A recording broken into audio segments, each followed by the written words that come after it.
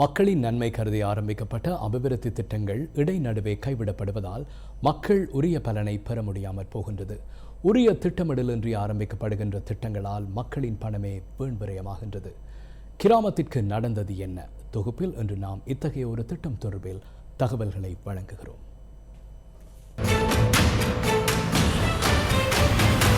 கிராமத்துக்கு நடந்தது என்ன? மன்னார் மடு பிரதேச செயலக பிரிவுக்குட்பட்ட மீள் குடியேற்றப்பட்ட கிராமமான பண்ணை வெட்டுவான் குடியிருப்பில் 99 குடும்பங்களைச் சேர்ந்தவர்கள் வாழ்கின்றனர்.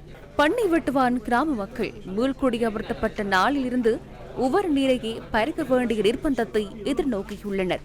இங்கு வாழும் சுமார் 420 பேருக்கு குடிநீரை விநியோகிப்பதற்காக 18 மில்லியன் ரூபாய் செலவில் குடிநீர் திட்டப் பணிகள் நல்லாட்சி அரசாங்கத்தால் ஆரம்பிக்கப்பட்டன.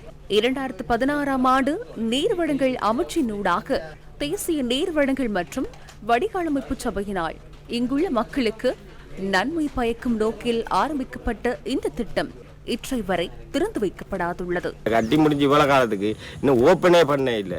ஊர் முழுக்க மீட்டர் போட்டிருக்காங்க, வீட்டுக்கு வீடு கொடுத்துருக்காங்க. எங்களுக்கு குடி தண்ணி இல்லை. நாங்க பாவிக்கிறது உப்பு தண்ணி, உவர் தண்ணி தான் இப்பயும் பாவிக்கிறோம். இது பொதுமக்களோட காசு கட்டி இப்படியே பால் அடைஞ்சு கிடக்குது. எங்களோட கிராமத்தில் தண்ணி பிரச்சனை இருக்கு.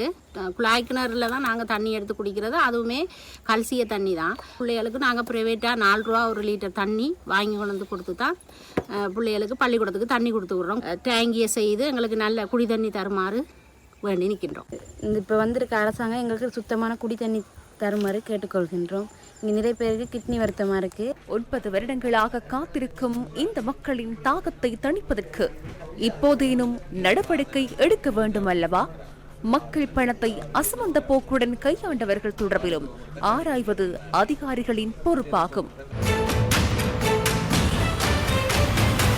கிராமத்துக்கு நடந்தது என்ன? நியூஸ் ஃபர்ஸ்ட், மக்களுடன்.